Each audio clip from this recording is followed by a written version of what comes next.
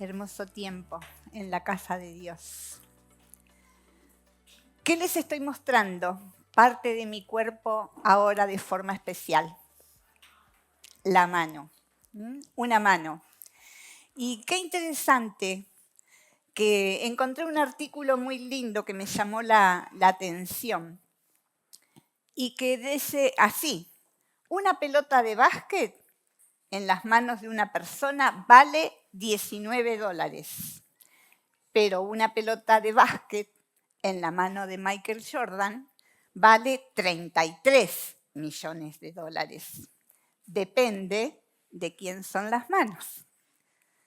Una vara en las manos de una persona podría ahuyentar algún animal o hacer alguna cosa, pero una vara en las manos de Moisés hizo que las aguas del Mar Rojo se dividieran en dos.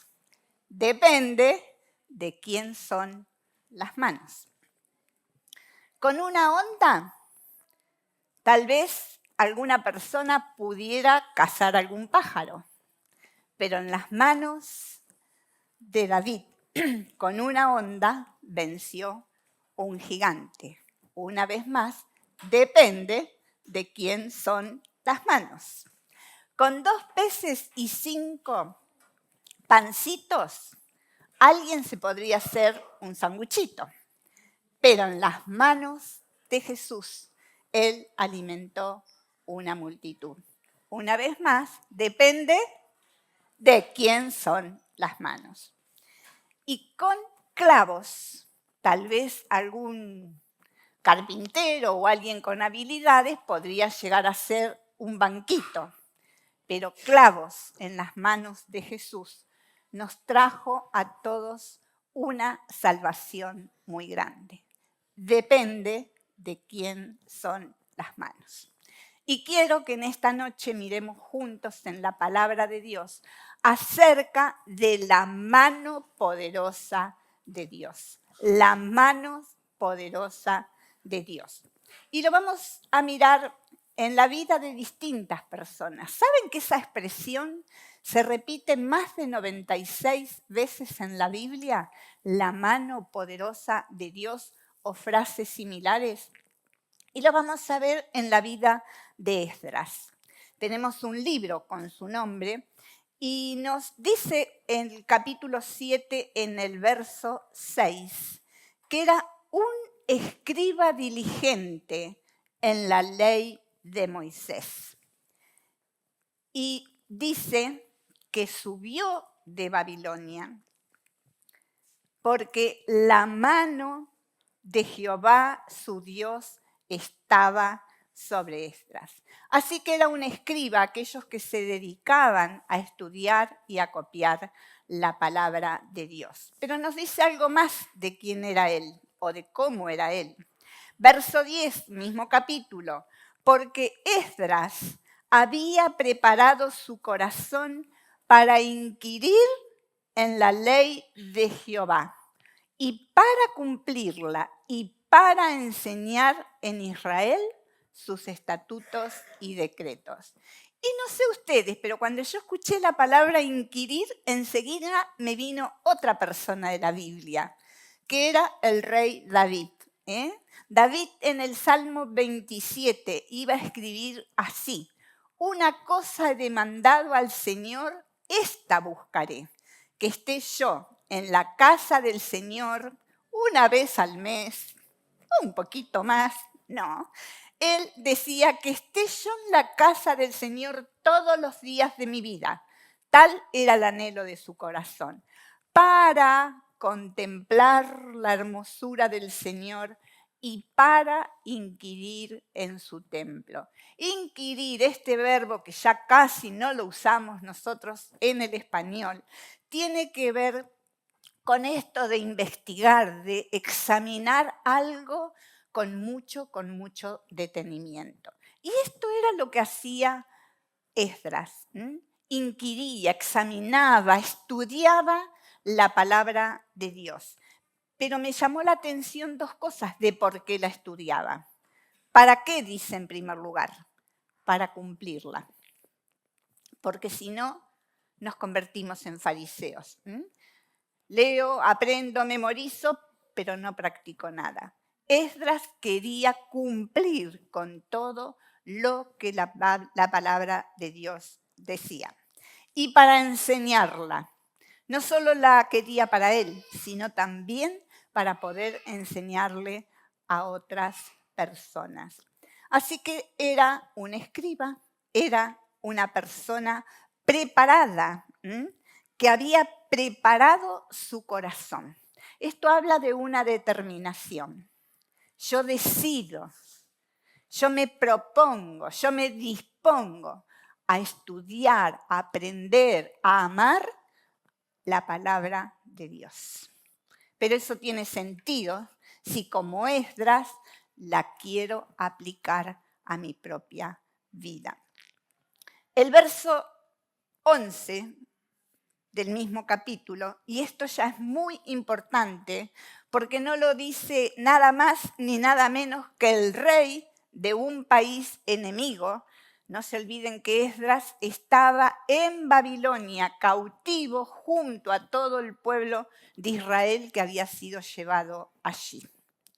Y es el propio rey Artajerjes que va a decir y va a hablar de Esdras como el sacerdote Esdras, un hombre, un escriba versado, dice el rey, en los mandamientos de Jehová. Y algo más va a decir el rey de Esdras. Dice en el verso 25, y tú, Esdras, conforme a la sabiduría que tienes de tu Dios. Esto era lo que un rey pagano veía en este hombre que amaba y que buscaba a Dios. Entonces, qué importante, porque este hombre amaba a Dios, pero se veía. El otro, el que estaba a su lado, podía ver en Esdras estas características. ¿Cuál era el propósito de Dios para la vida de Esdras? Nos dice que él estaba en Babilonia, verso 6. Este Esdras subió de Babilonia. El pueblo de Israel, por su desobediencia, por su rebeldía, por su pecado, a pesar de todas las múltiples veces que Dios lo había llamado, no obedeció. Dios habló y habló y habló a través de los profetas para llamarlos al arrepentimiento y no.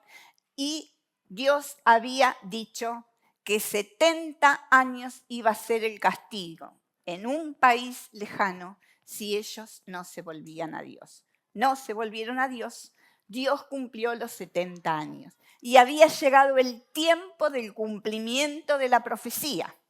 Ya estaban los 70 años cumplidos. Y lo maravilloso de la palabra de Dios es que Isaías había hablado de Ciro, cuando Ciro no era un hombre cristiano, diciendo, Ciro va a ser mi mensajero. Yo voy a usar a Ciro para volver a mi pueblo a su lugar. Miren ustedes, el Dios del cielo que maneja y hace con los reyes como Él quiere. Los pone, los saca y los usa para sus propósitos. Y así hizo con Ciro. Cuando llegó el cumplimiento de los 70 años, Ciro había sido el imperio persa el que había conquistado el de Babilonia y ahora él dispuso que todo el pueblo hebreo podía volver a su tierra. Y Esdras lo va a hacer. Dios llama a Esdras con este propósito.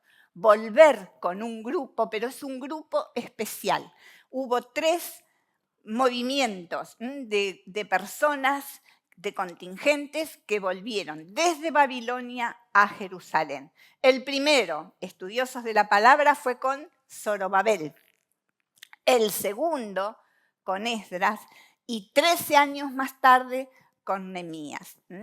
3 grupos diferentes. El grupo que fue con Esdras era un grupo especial porque él invitó a todos aquellos que tenían que ver con la adoración en el templo. Así que convocó a los sacerdotes, a los levitas, a los porteros, a todas las personas que tenían una función importante dentro de lo que era la adoración a Dios en el templo.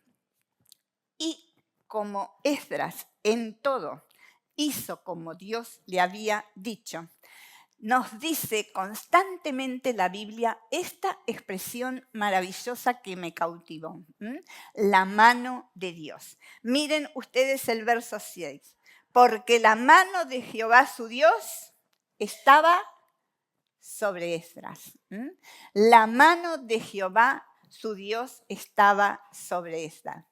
En el verso 9 nos dice que el día primero del primer mes, el día 1 del mes 1, Esdras va a salir de Babilonia. Y el primero del mes quinto llegó a Jerusalén. ¿Por qué? Estando con él la buena mano de Dios. 4 meses en un viaje muy, pero muy complicado. 4 meses le llevó a Esdras y a su comitiva llegar a Jerusalén. En el verso 28 de este mismo capítulo, Esdras, ¿qué va a reconocer? Yo, fortalecido por la mano de mi Dios sobre mí, reuní a los principales de Israel para que subiesen conmigo. Él estaba convencido de la mano de Dios sobre él. Convencido de la mano de Dios sobre él. ¿Te puedo molestar, Flor? Vení un segundo.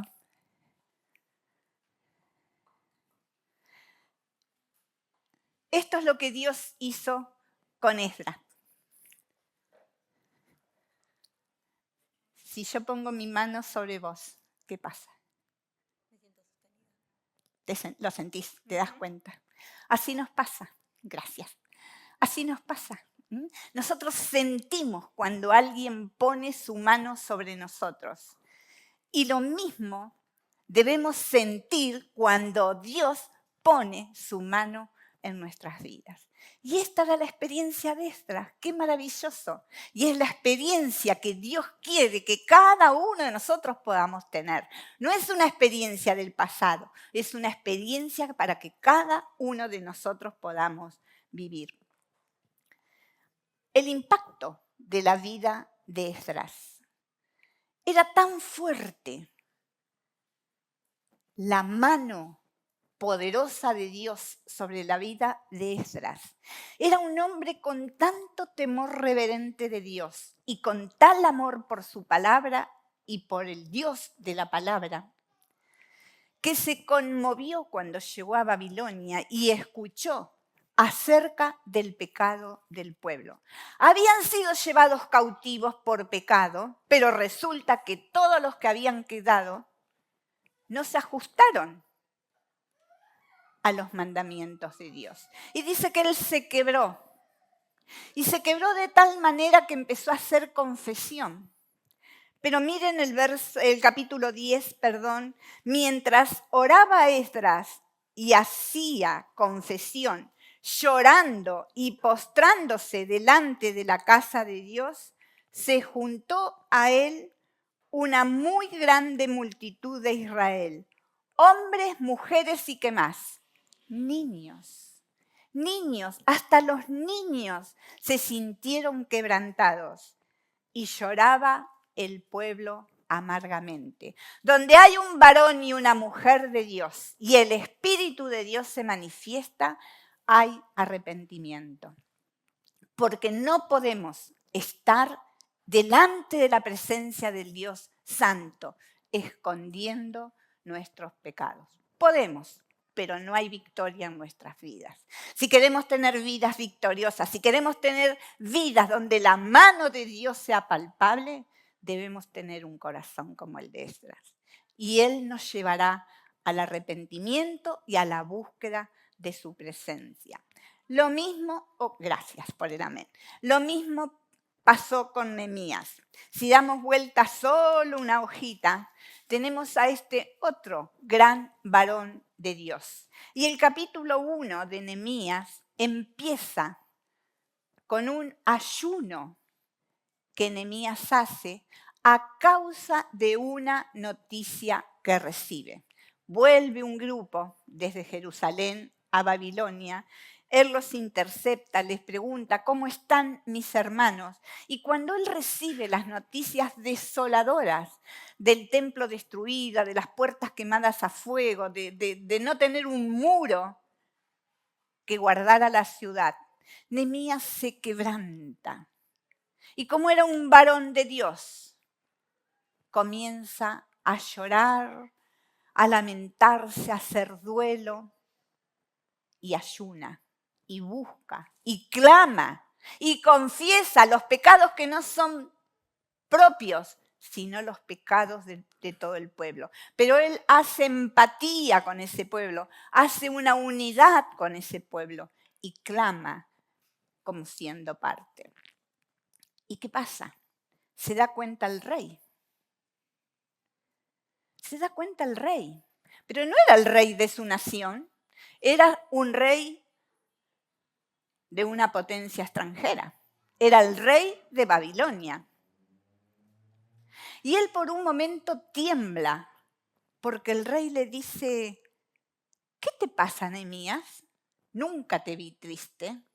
Entonces él decide abrir su corazón y le dice, ¿cómo no voy a estar triste con las noticias que me llegaron del pueblo de mis antepasados? ¿Cómo no voy a estar triste? Dice Nehemías. Y el rey le hace otra pregunta, tremenda. ¿Qué cosa pides?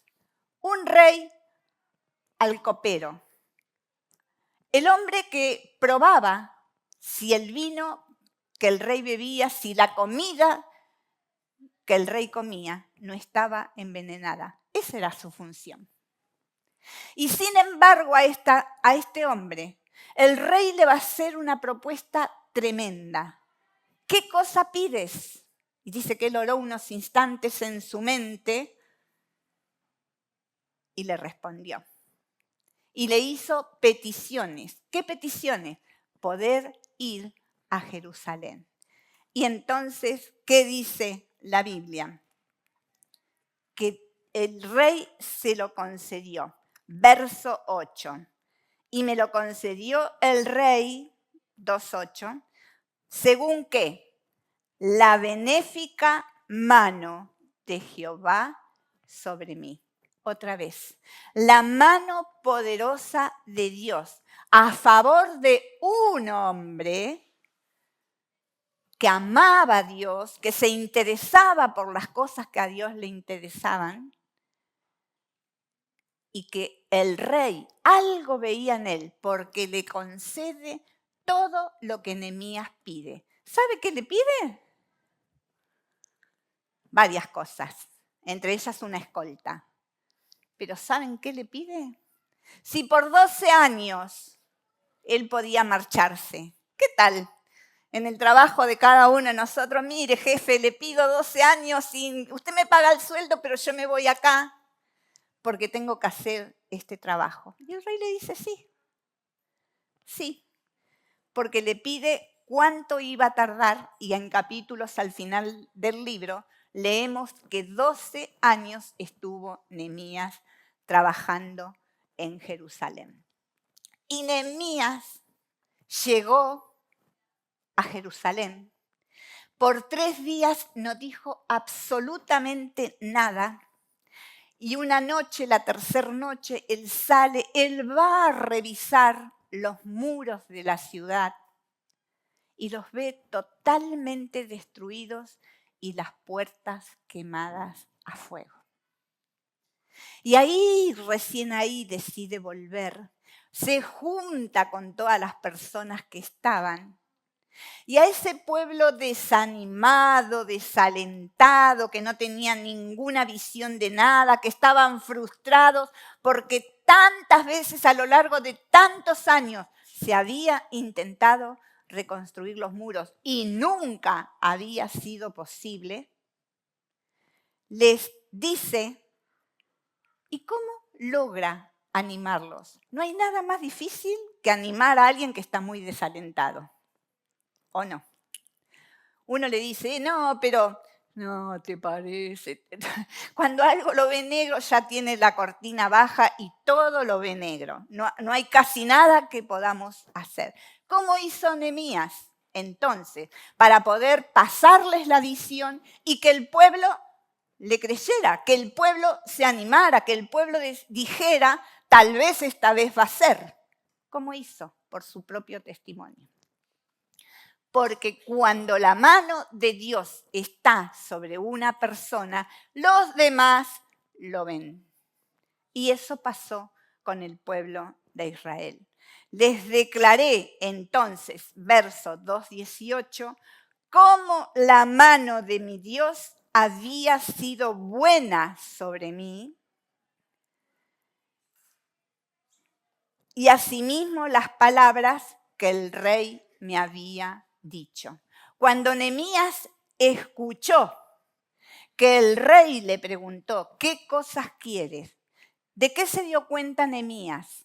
De que Dios era el que estaba abriendo el camino.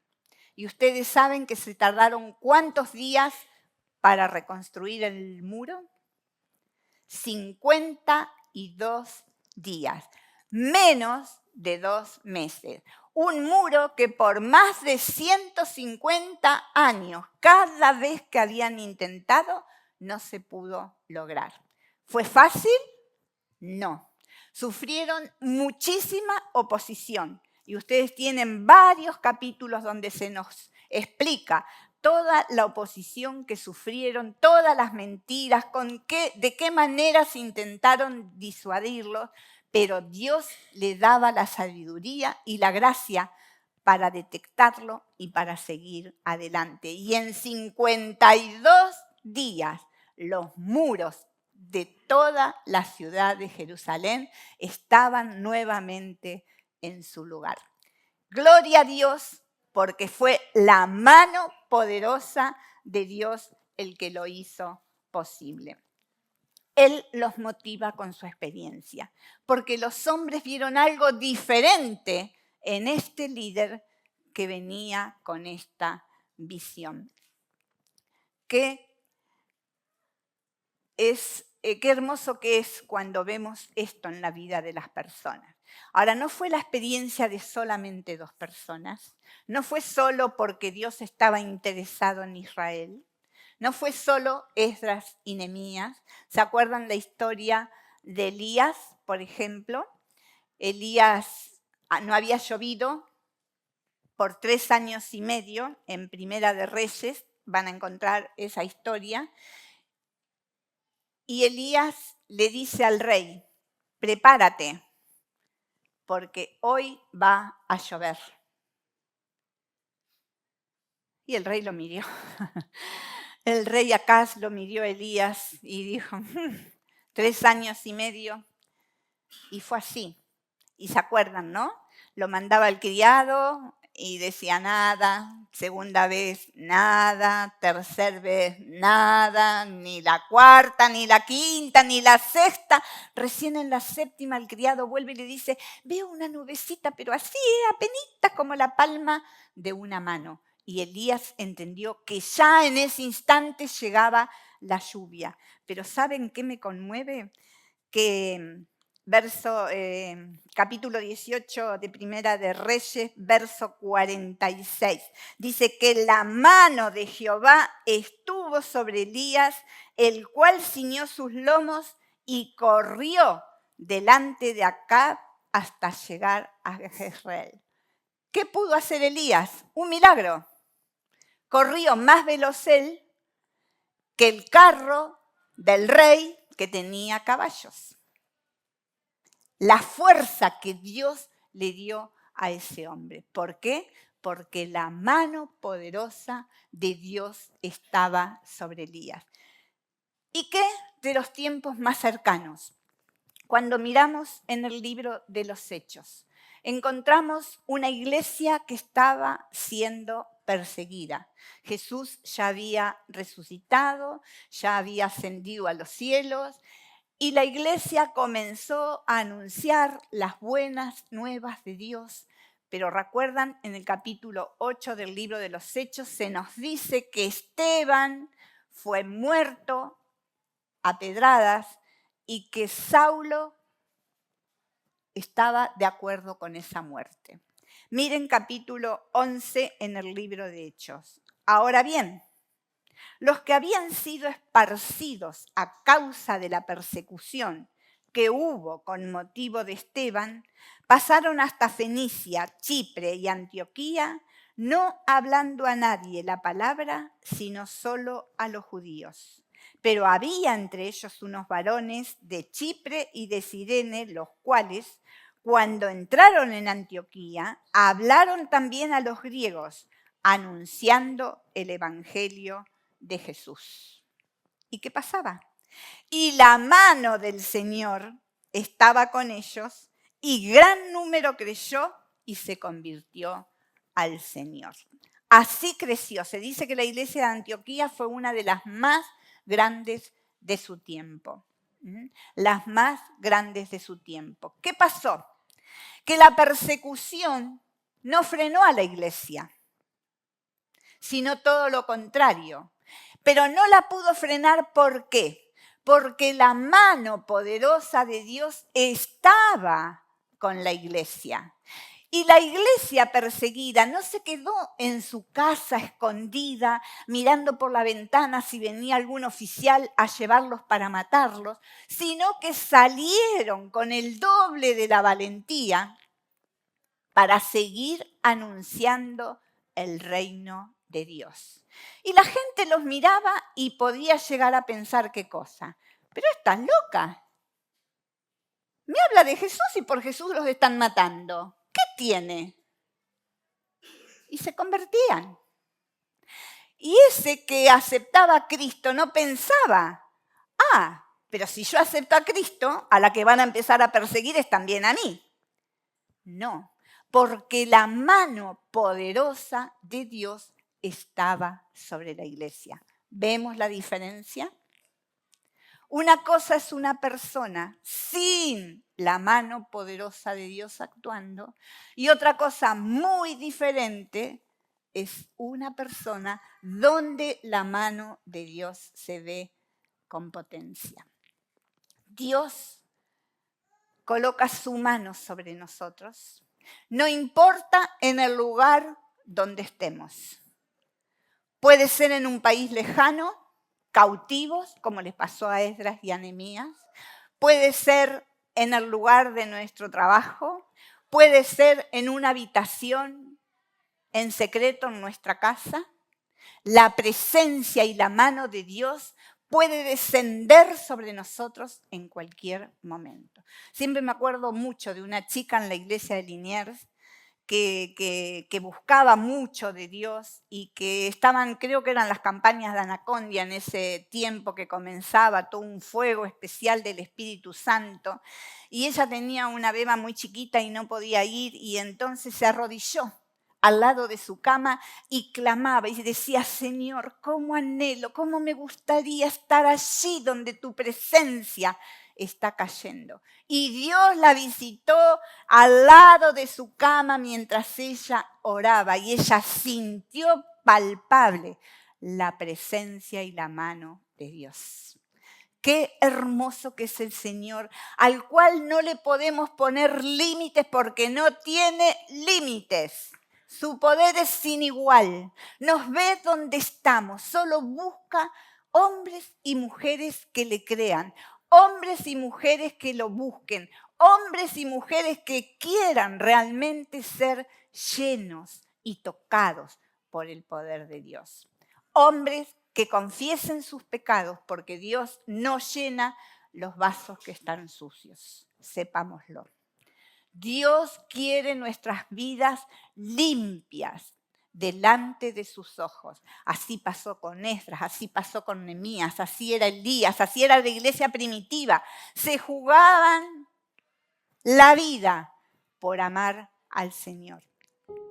Y Dios sigue buscando de esos mismos hombres y de esas mismas mujeres que los amen con todo su corazón. Que lo amen con todo su corazón. ¿Qué nos trae?